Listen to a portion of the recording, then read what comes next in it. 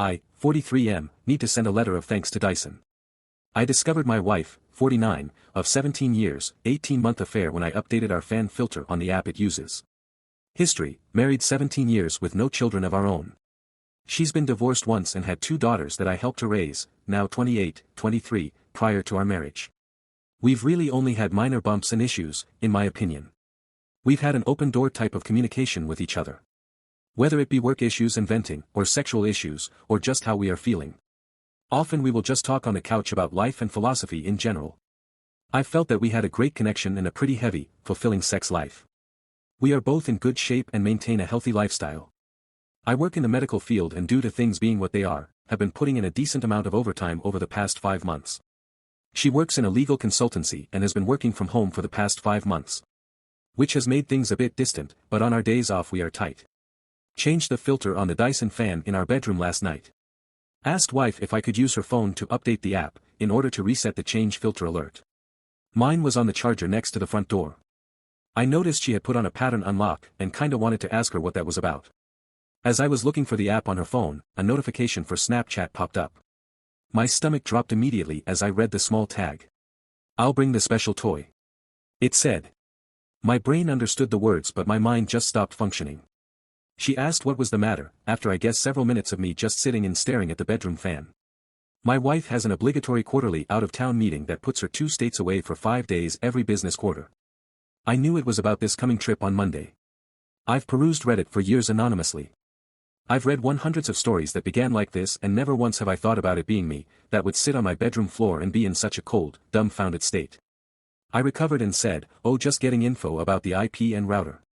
That's how the fan communicates through the app. I have a Chromebook that she logged into Facebook yesterday. I took a week's vacation on short notice. My supervisor is a cool chick and once I laid out what I may have discovered and had to do. I'm going to need time off. I've been up all night reading her chats. She left to go to the office just now and I made sure the Google location history was on and found my phone was active. I'm so suspicious of everything she does now I can't look at myself in the mirror. She doesn't know I saw the message notification. I logged onto the messaging system that Verizon uses and have signed in under her number and name. There are at least 15K that date back to February of last year, messages, memes, flirty pics and some X-rated ones too. She stopped texting him this way about 3 months ago. Didn't stop texting him, but stopped using the message app through Verizon. I'm guessing they switched to Snapchat because it's discreet. I'm not on any social media in any way, shape or form. I am clueless. I just figured out that you can't log into Snapchat through Facebook. But, it just takes an email and password. And she has used this Chromebook to do that. Hell, she used it just 3 nights ago lying in bed next to me rubbing my back while I went to sleep. She messaged him and sexted him lying next to me. It's a young man from work. He is married and has 3 young children. He and his wife have Facebook. I've met him twice. Shook his hand. I'm at a complete loss again and have wandered my house, that I custom built for her, for hours. I almost can't feel anything. What little that I am processing is just white-hot rage. I logged on Snapchat and there it all was. I have called my best friend who has been divorced 3 times, don't get me started on his partner picker, he recommended a vicious lawyer. I plan on recording and saving everything. There's pics of them. I'm sure her phone or his has video. I desperately want this to be a bad dream. She said terrible things about me. She's told him my insecurities. She told him, I love you. They have made no long-term plans so this feels like a purely sexual relationship. It almost makes it better, but also makes it so much worse. Like she's literally throwing away our life for this. She knows cheating is an absolute deal breaker for me. Our usual routine on the day she leaves for her meetings is I take her to the airport and drop her off with a long goodbye. I can't even think about what I have to do now. My friend says print out the entire thing and see if I can recover things from Snapchat. From what I understand I can't, unless I have her phone. My plan is to see the lawyer today. I'm paying a ridiculous amount to jump in her appointment line. Get the ball rolling and hopefully have a plan of action from her. I really want to book a flight and follow my wife to the hotel she's staying at and catch her in the act. I have access to her hotel booking options and have put myself as a contact person, so I can get a room key without alerting her. I think I'm just going to log onto the messaging apps when I get into town and watch it happen in real time. If I could get the papers ready in time I'd hand them to her, instead I'm just going to hand her the printouts. It's a 600-page PDF. His wife accepted my friend request. I am debating sending everything now. I am seething. I just don't want to lose any advantage. I'm going to fly there Monday afternoon, log in and see what they've talked about, get a room key to my wife's room and drop off the package in her room with my wedding ring. I'm going to sit in the bar and watch my phone and tell him to meet me in the lobby bar and to bring my wife down. Then tell him that a similar package has been sent certified mail to his home address to his wife. As well as a Facebook message that I plan on hitting send on as I tell him. It feels petty and weak, I want to rage and scream, but I'm helpless. This morning all I could do was give her a peck on the cheek goodbye, I really can't stand to look her in the eye. I somehow have to get through the weekend. I guess I'm asking, is my spiteful, hate-fueled plan worth it? I just want to inflict pain at this point. I want to hurt her emotionally. I feel eviscerated, emasculated. I will not entertain an apology. This is the one act that is unforgivable. It takes so many steps to cheat on someone. They all can be stopped until the sin is complete. Then it is done. Should I just confront her tonight? Or catch her? I don't think I'll update. I'm truly thinking about never using social media again. And only being with a partner that has a similar outlook moving forward. ETA, I found the special toy. Keep in mind we have a chest full of adult fun devices. It was already in her carry-on, it's one of those remote control vibrators. The ones that can be controlled by an app. It looks expensive. I met with the lawyer in 90 minutes. Edit. I met with the lawyer. She was actually kind, and I dare say compassionate with me. She told me point blank that her job was to represent me in this fight for my future, and my job in all of this was to tell her the complete truth and not make her job harder. I went to Kinko's and printed the file out. Cost $534 for color, because I wanted to have the pictures pop. Shout out to Chris at Kinko's for not making a scene when the nude started coming out. He asked what it was all about, so, I told him, he was taken aback, but shook my hand and said sorry. I went home and crashed for about 3 hours and my soon-to-be ex-wife came home around 19:30 usual time. Lawyer said to forget any Hollywood confrontation in a hotel bar. That it would look pretty crazy and not becoming at all. So I'm sorry to all of those people that wanted the high drama. She's right ultimately. There's 2 routes to take with divorce, contested or uncontested. She said I would have to notify my soon-to-be ex-wife that I have retained counsel and in order to proceed my soon-to-be ex-wife would have to either contest the divorce or we would go through mediation and file from there. So, she got home about 2 hours ago. I asked her if there was anything going on that she wanted to talk about. She said nothing other than the election. She then asked what was bothering me. I wanted to cry, but truthfully, I cried out. I said I was curious as to why she had a remote control vibrator in her luggage. The look on her face was actually more telling than anything I've ever seen. She looked panicked and pale.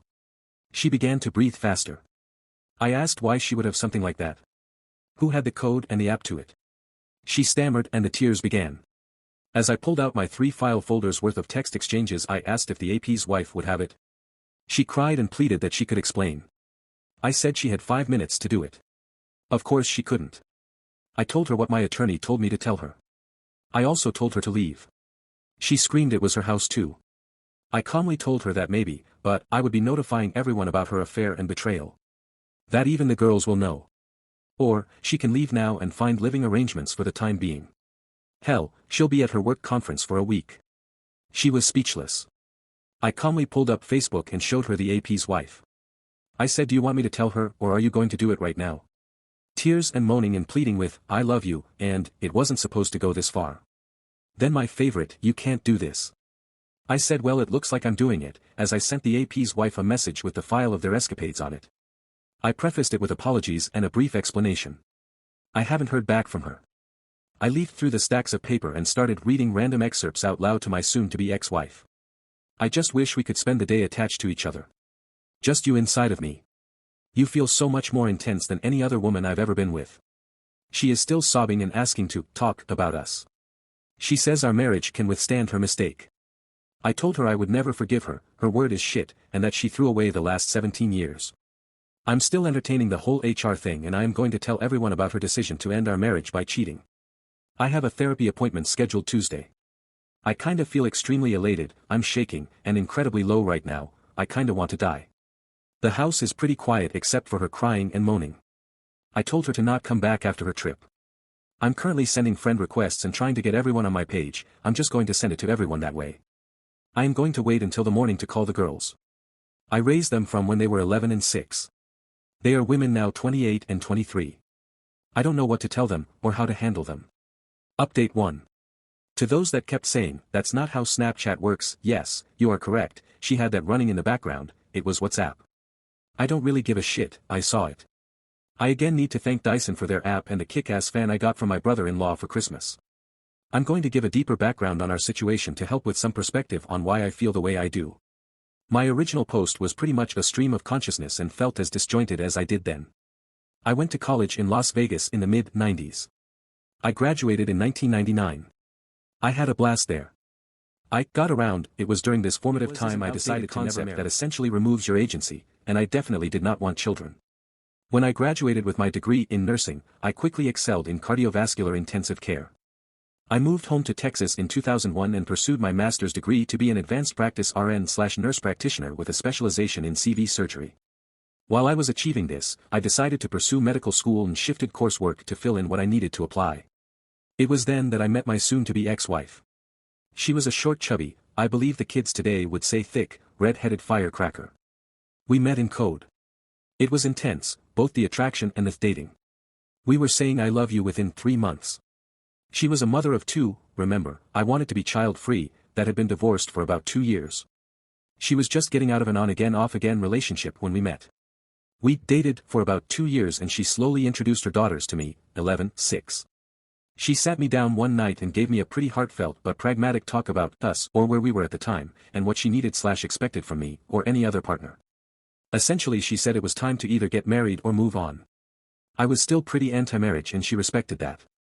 She was telling me this to give me a chance to think about us and what the future looked like.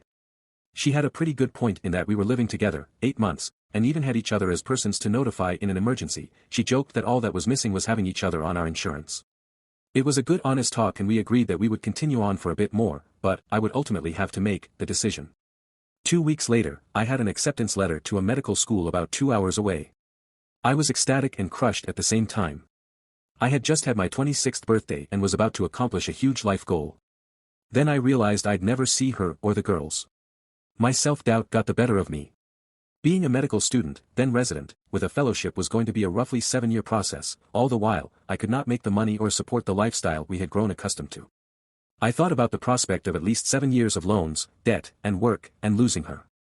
So I declined and switched back to a master's in nursing administration. We got married in July of 2003. It was an intimate and personal ceremony with just immediate family and friends. While my parents adore the girls, rightly so, they have always been standoffish with their soon-to-be ex-wife. On Monday when I told my parents what was happening, and that there was a real possibility the girls could stop being as prevalent in their life as they have been, they told me that they felt that soon-to-be ex-wife was damaged goods being married prior to and forcing me to compromise. That really hit home, and to a certain extent they were correct. After I graduated I didn't want to be a manager or director. I'm a hands-on guy that likes taking care of patients. The hospital I was at offered a certification in ECMO and a perfusionist credential. It was a highly competitive application, but I got in. For the past 11 years, I have been doing ECMO and all things related. I have had a blast and it has been challenging as well as heartbreaking at times. My soon-to-be ex-wife W decided about 5 years ago that being an RN on the floor had run its course and she wanted a more 9-to-5 job that did not involve patients or drama. She got on through a friend at a multi-state legal consultancy that specializes in medical legal suites. She abstracts data from patient charts and presents it in the manner requested. So that's the setup. On Saturday morning day 2, I only slept a few hours. I had dark, disturbing thoughts regarding my future and life. I had, still do, thoughts and scenarios of death and violence upon them and myself. I was in the kitchen making breakfast, eggs and toast, when she walked into the kitchen still bleary-eyed. She asked if I would make her some. I threw it in the trash in front of her. I then proceeded to load up my record player and play music from my youth at an uncomfortable volume to prevent her from trying to talk to me. Real mature I know. I began pain shopping big time, reading the print out in chronological order. I do and I don't recommend it. By the afternoon I was done with Black Flag and Danzig. I was listening to torch breakup songs by Chris Isaak and Ray LaMontagne. She approached again. This time she was almost indignant. Asking what purpose notifying the AP's wife served. I stared at her for what felt like an inappropriate amount of time, a bit dumbfounded. I told her point blank that at least she, AP's wife, would get the chance to make an informed decision about her future instead of compromising and sacrificing for someone that would betray them so selfishly. I guess my message to the AP's wife was received and things were not good for him. She sat down on the couch and began to tear up and sob. I told her I was crying out, or more correctly I was so numb that I will do that later, when I am done doing what needs to be done. She asked timidly, all indignation bravado gone from her voice, what else I had to do. I told her to ruin your life and give you the pain I have now. I told her that if she had any respect for me or love for me, she would open her phone and show me everything. She refused and said that it didn't matter and all I would do is hold it against her. I said, there was a part of me, the completionist in me, that wanted to know. She refused and went to the guest bedroom. I found her new hire paperwork from her company. They have a corporate compliance line and I called and left a detailed message. They, soon to be ex-wife and AP, had discussed client information that also had protected health information with an unsecured them that she was his acting supervisor on 2 projects over a certain time that corresponds with the sexually inappropriate messages. Lastly I said that they both used their subsidized phones to transmit pornographic materials, pics, sexting videos. That was a big no-no as well. My whole life, I have viewed myself as a peaceful and rational man. This has broken that part of me. I don't know where all of this anger has come from, I am somewhat worried. Like, will it stop? I know in the long run, to get over this, I will have to accept her apology and forgive her for her mistakes. I just don't know if I am capable, and it is worrying to me. That evening I continued to notify family and friends of the situation and her actions. I called a physician friend and requested a favor for a checkup and an STD check. He had questions, I answered. My eyes got heavy around 8. Sunday, I decided to drive to see the girls. They are about 3 hours away. The youngest is still in college for another semester. I have been having pretty extreme feelings about them since this began. I have formed a respectful, friendly relationship with them, but not much of a fatherly one. The oldest especially. We are cordial, but there is always that "you're not my dad" vibe between us. The youngest, not so much, but when they are together, it gets more prevalent. I left early Sunday around 5 a.m. and arrived at their condo, their father pays for it, just after 8:45. I had kolaches and good coffee for them. They were immediately worried about their mother before I said anything. I told them point blank the situation and that their mother would probably be moving in the next 3 to 6 months. I can honestly say it was best to do and say this in person. I told them everything. They were disappointed in her. I then told them that I wasn't there to get them to take a side, but they were adults in a special circumstance within our relationship, and if they decided they didn't want to interact or have a relationship with me that was okay, I would be somewhat let down. But also relieved. I told them however, that our relationship or lack thereof should not interfere with their grandparents, my parents. They both agreed that they would like to definitely keep in touch with the grandparents. I left there around 11 and headed home. I stopped at my best friend's house and cried a little. I had essentially helped to raise them as best I could. Their father was absent most of their childhood and started another family 6 hours away. My best friend decided that I had drank enough the past 72 hours, and I needed to sleep. I crashed at his place that night. I had noticed my soon-to-be ex-wife had been blowing my phone up after I had left the girl's place. Oh well, I was too tired and in too dark a place to care.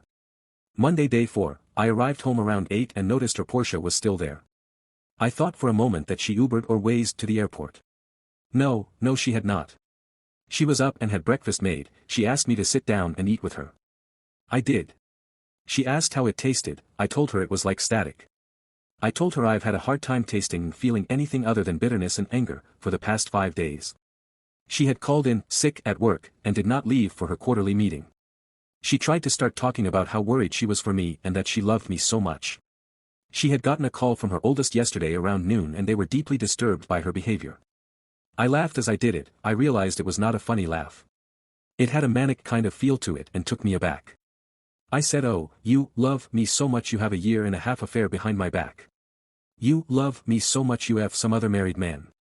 You love me so much you pissed away nearly half of my life because..." She had never given me a reason as to why she did it. I told her that, and it made it so much worse. I went to the liquor service and pulled out the bottle. The bottle was an 18-year-old Glenfiddich that my grandfather bought for us when we got married. It has been / was our tradition to have a small sip on our anniversary night and remember that things get better with time and patience. I chugged the remainder of it. It was about 1/3 of the bottle that was left. I said, sorry I didn't offer her any, because she did not deserve any.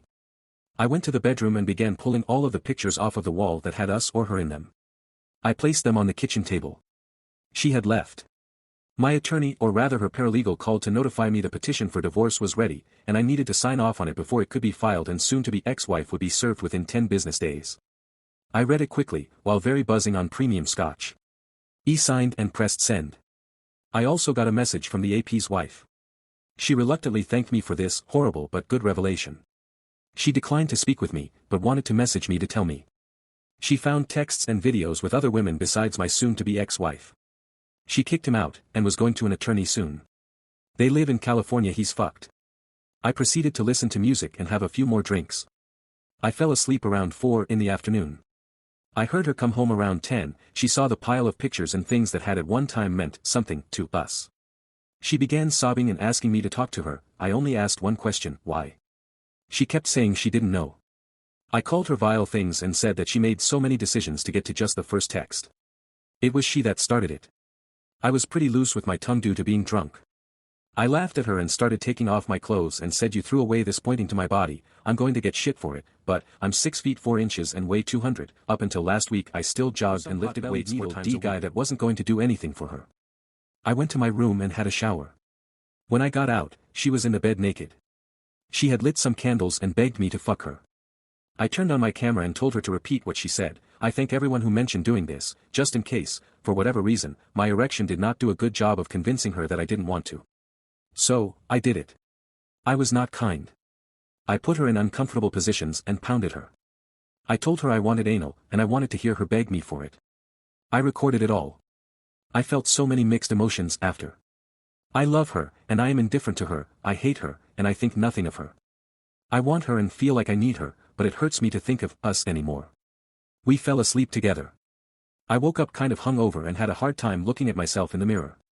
Tuesday, day 5, therapy was a 2.5-hour session. Unbeknownst to me, she followed me there and wanted to know what I was doing. I told her I was getting some therapy for the emotional trauma I had after realizing I had thrown away most of my life on someone who couldn't even give me a reason as to why she would cheat on me. I was a little loud and teary-eyed. My soon-to-be new therapist saw most of the exchange. I called her horrible names and told her I wished her dead. Needless to say, my session was intense. He prescribed some sedatives for me and I had another shorter appointment scheduled on Thursday. We discussed my anger and betrayal, my emasculation, my fear of the future. I explained I am terrified of the unknown. Last week I felt like a complete man. I had a vision and goals. I also had a partner to deal with any issues and obstacles. Now, I am a ship without a rudder, or mast. I feel no sense of direction, or power, or means to get away from this. He started explaining the why that I wanted to know. It isn't a single question. It is a series of questions that is pretty interesting. I suppose you can apply it to any behavior that you want to explain the motivation behind it. He said instead I should calmly ask my soon-to-be ex-wife W, what within herself gave her permission to do this to me. There were several more to follow up with, but this is what stuck out the most. I told him about the sex. He recommended that I lay out explicit ground rules regarding our physical relationship. He ultimately recommended that I don't do it anymore. It would confuse and exacerbate things tremendously, unless reconciliation was my goal. I cried, I raged. I left exhausted. Soon-to-be ex-wife was still outside waiting for me. I walked past her and didn't respond to her questions and pleading. I got a call from the physician's office to get tested and went to that appointment. I told him the short version. He recommended that we stop drinking and take the sedatives cautiously. I went home and proceeded to continue removing my things from the house and boxing them up. I have decided I will move out. I called work and requested a face-to-face meeting. The thought of working, or concentrating on legitimate life and death issues is not possible in my current state of mind. I drove to the administrative building at the hospital, met with the team and formally gave my 6 weeks resignation.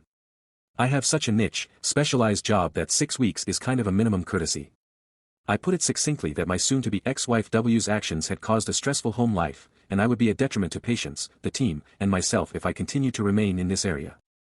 I have decided to move away. Far away. I got home after picking up some groceries. It has been about a week since I have had more than a mouthful of food and have existed on liquor and not much else. I took both my therapist's and physician friend's advice and decided to make some food and stop drinking. She was home, sitting in the darkened living room drinking wine.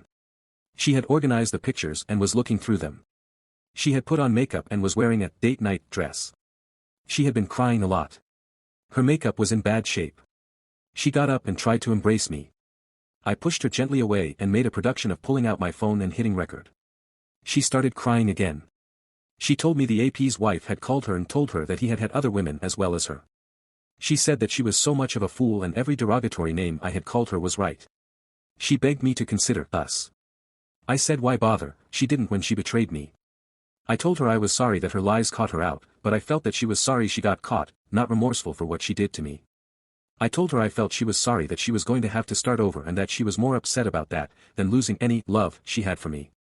I said that she abandoned her love for me or us 2 years ago when she decided to do this. I kept piling it on her. I informed her of my call to the corporate compliance line and the specific rules she broke. I didn't raise my voice or act angry. I was shaking a bit, but it was like everything was leaving me in a rush. I felt elated and so low at the same time. I felt empty when I was done. I put up the few groceries I had bought and made a small sandwich, then went to bed. She was there again.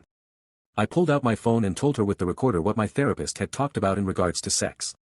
Keep in mind in 17 years, I cannot recall a time when I've refused or declined sex from her. I asked her to leave and sleep in the guest bedroom. She refused. I said fine I would then. Wednesday day 6, I woke up and she was curled up next to me. I removed myself and did some light exercises. I have been working on my resume and getting applications out. I might be working in Seattle by the end of the year. I love my parents and will miss being 20 minutes away from them, especially as they are becoming elderly. The thought of running into her after this is over is not something I want to entertain. I want to be free and have no reminders of my sense of loss and my lifetime of compromise. It was a pretty blah day and it rained off and on for most of it. I met up with my best friend and gave him a rundown over an early dinner. We decided not to drink. My attorney said that me moving away will not affect the outcome of the financials. I am going to live off my PTO until the end of October and use half of our liquid savings to relocate and settle. I feel empty and I am trying to laugh at his funny jokes, but it's an effort. I keep finding myself in a deep emptiness that has such a powerful pull. I have never thought about ending my own life, but for the past few days/nights I've had daydreams of what it would be like if I wasn't here. I am going to tell my therapist tomorrow. My soon-to-be ex-wife has been going to the library, I've been watching through Google, and reading relationship books. I have been reading Chump Lady. It is great stuff. She got a call from her work. I eavesdropped on a small portion of it, but I know she has a meeting tomorrow, despite her claiming to be sick. She was in bed again just like the past few nights. I am so conflicted, I just want to feel something, but I feel so little but hate and resentment for her, that the only sex I want is sadistic. I'll admit that during the abusive sex we had Monday I felt almost a runner's high, but there was a crash, and the next day I was angry at myself. I am doubting myself a small amount in regards to not wanting her back. I know she fucked up huge, but I don't know if I can forget it, or forgive it. I am a tangled mess. I told her the ground rules, with my phone recording, in regard to sex. I told her that it did not indicate reconciliation, or some covert signal that I wanted that. I told her this is probably hysterical bonding and not healthy. I told her that I was going to not be gentle nor care about her feelings or needs during it. She was teary-eyed, and nodded understanding. She quietly said that she deserved it. She then rolled over and got on all fours. Thursday day 7, I woke up with her spooning me. I laid there for a while and heard her breathing change pattern. I could feel her looking at me. I asked with my back turned what her meeting was going to be about. She said it was an HR representative and it was probably going to be bad. I said yup. She asked what she could do to make us right or equal again. I said nothing. She offered an open marriage on my end, she would not pursue anyone but I could. I chuckled, no. I don't trust her. She said that was fair.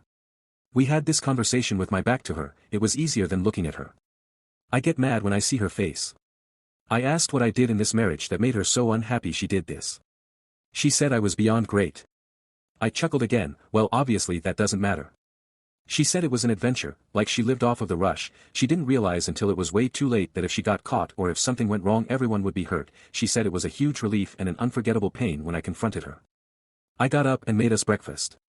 I went to my therapist and told him my plan with work and already had responses to my applications. I told him everything about soon-to-be ex-wife and the sex. We discussed my suicidal thoughts and talked about the process involved with them. Again, he wasn't judging. He just wanted me to not get confused, or if I did not understand to stop and process. It was only a 1 hour, 55-minute session and I felt that weird calm again.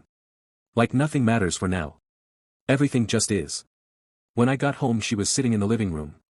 She told me that she was fired for breach of protocol with client information and violation of the data security protocols. I said, well, that's too bad. I exercised and made a nice dinner, and she joined me. We didn't say much. While we were sitting in the living room, she told me that AP had been fired as well. I said good. She told me she has had no contact with him in 5 days. I asked why not. They were both free now. She could fly out to her soul mate and have all the fun they wanted now. She said I was the only one she wanted. I said no, you had me, all of me, and it still wasn't enough. I told her that in the nearly 20 years of work and our relationship, I had been approached and hit on too many times to count. I managed to not fall in love or fuck anyone else. Now, I am so bitter and angry because of the compromises I made. She asked what compromises were needed. I told her. I wanted to go to medical school, but decided to get married and be stable. I did not want children, but because they were a part of her, I accepted them and compromised. I said I made those compromises for our love. But, obviously I had misplaced my trust and love in her. I told her that if I could go back in time, I would tell the 26-year-old me to pass her up. She asked again what she could do to bring us back together. I told her that I will not ever compromise for her again, and that means we really can't have a healthy relationship. I told her I would never love her again, and that at best, I would treat her like a sex toy. Otherwise, she wouldn't factor into my plans or thoughts. I told her it was just a week ago, she was the first person I thought of when I woke up, and the last person I thought about when I went to sleep. Now it hurts too much to think about her. I am going to walk away from this. I feel like it is starting to constantly remind me of things. I cannot thank those kind people I could chat with and who shared their pain and stories that have helped me. This has been, on a whole, a good thing for me to do, but I keep replaying things and feelings I'd rather just walk away from. I remain confused about 100% about anything with her ever again. I have bi-weekly appointments for the next 4 weeks with my therapist. Update 2. Well, it's been an interesting 5 weeks. I've discovered more. I moved out about 3 days after my last update. Soon-to-be ex-wife constantly texts and leaves notes on my apartment door and car. I told my lawyer, who offered to write her a stern cease and desist letter. I'm contemplating it. My therapist has complimented me on my progress and is confident I can manage the anger, despair, and depression I initially felt. I agree. My soon-to-be ex-wife and I had sex one last time the night before I moved out. I told her again in no uncertain terms it meant nothing and would not make me change my mind about reconciliation. She says she understood, but, with the constant attempts to communicate, I'm not convinced. She was served notice of the filing for divorce petition the first week of October. The love bombing and attempted hoovering has been borderline psychotic. The earliest hearing is maybe January. If she stays true to her word, it will be quick. If she wants to fight, fine. She got another job about a week after she was fired. It goes to show you it's who you know. Anyway, I'm good. I've acknowledged her shortcomings as a person and as a spouse. I told her I'd never forgive her. I merely accept what happened and live my life from there. I had 2 unexpected surprises over the last 3 weeks. My stepdaughters came to visit me. I told them point blank that if their mother put them up that they didn't need to do it. My oldest insisted. It turns out they had had a lengthy discussion with their mother regarding this sordid affair, and our relationship came up for discussion. My oldest stepdaughter had always carried a huge chip on her shoulder when it came to me. Well, she apologized for that. It turns out that her assumptions about me were incorrect. When I was introduced to them by my soon-to-be ex-wife and I had been dating for about 4 months, there was definitely overlap with the on-off guy, and before we dated my soon-to-be ex-wife had been in an on-off relationship with a man my stepdaughters hadn't met. My soon-to-be ex-wife's first husband had cheated on her, and she tried to reconcile. They did for about a year, then she decided to have a revenge affair. On again off again guy. Well, my stepdaughters thought I was that guy. Their father spent most of their lives shit-talking their mother for cheating, but also never disclosed that he had cheated as well to them. So long story short, my oldest stepdaughter apologized and asked for forgiveness due to all the issues she caused. That was a fucked up weekend. Again showing the effects of infidelity and dishonesty. I wish to address the accusatory statements about the sex my soon-to-be ex-wife has requested while I was making preparations to leave. My soon-to-be ex-wife has always been into BDSM. I was not all that into it. The whole point of it was that I did not provide aftercare for her. Hell, I took classes and attended workshops on being a dom. I did it to make her happy. I am done making her happy. She lost that privilege. She lost my respect as well, something that is pretty much the death of a marriage. Surprise 2 was a long-time co-worker. She works in another department. I've decided to stay as a PRN worker, as needed part-time. Well, needless to say it's been interesting. She found out about my pending divorce and all the gossip in the hospital. I've taken to wearing my wedding ring on a chain now. I told her after she insisted she take me out for a drink that one way or another I wouldn't be around for a lot longer and had zero interest in any type of relationship.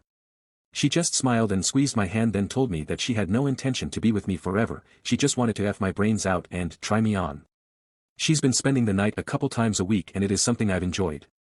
She even helped me pack my carry-on and dropped me off/picked me up at the airport for my interview in Seattle. I crushed that interview. I got a call from a travel agency that also had numerous opportunities for me. I kind of liked the option of the travel gig and just crashing at my parents' between contracts. I'm not certain of what I want to do. It's oddly terrifying to not be responsible for another person and be this liberated basically instantly. My lawyer said that there is no alimony or spousal support. She also said that it's a no-fault state, so infidelity doesn't affect the actual divorce. However, infidelity with proof does affect the division of assets. She said it might even swing up to 70-30 in my favor. The sale of the house is inevitable. I asked a realtor to run comps and it will be a substantial amount. Not enough to justify 17 years down the drain, but I'm contemplating a 3-month European tour. I'm feeling again and it's been fairly positive. I'm not in the best of places, but definitely not as bad as I could be. When does the timer reset on your own relationship clock to begin again after a traumatic ending of a lifelong commitment? I've read lots of articles and relationship blogs and the time span is incredibly variable, from 6 months to 6 years. I know fundamentally, I'm not the damaged one. Damage was done to me. I have engaged briefly in therapy to mitigate the initial trauma, and I feel it was essential in my rapid return to normal. I've engaged in a drawn-out divorce my soon-to-be ex-wife promised she wouldn't provide. I'm doing phenomenally well. To get to the point, I met a Redditor and she had some similar issues within her marriage. We've hit it off and have begun the process of building a LTR. We are going on 5+ months. One thing this entire fiasco has enlightened me to, is that life is too short to wait. If there is someone that is good, and good for you, engage in them. Give them your all, give them your best. It makes you a better person. Even if it doesn't work out, you are better off not holding back. I feel good. Not just in the relationship, but within myself and my life. Granted, there isn't a day that goes by that I don't think of my marriage and all of its issues along with the trauma of infidelity. To me, this will be an occurrence for the foreseeable future, until one day it isn't. I have insecurities, so does she, who doesn't, and we respect them and help one another when they are interfering with our thinking and feeling. Right now I'm lying on the couch with her, discussing our plans this weekend. We are watching the cats fight and I just made her an iced coffee. It's the most comfortable and welcoming interaction I can recall in a long time. It just feels right and good. I guess this is just as much an update as a request for advice or consensus. Update 4. I'm here. It's been an interesting 26 months. I met someone and I've fallen crazy in love.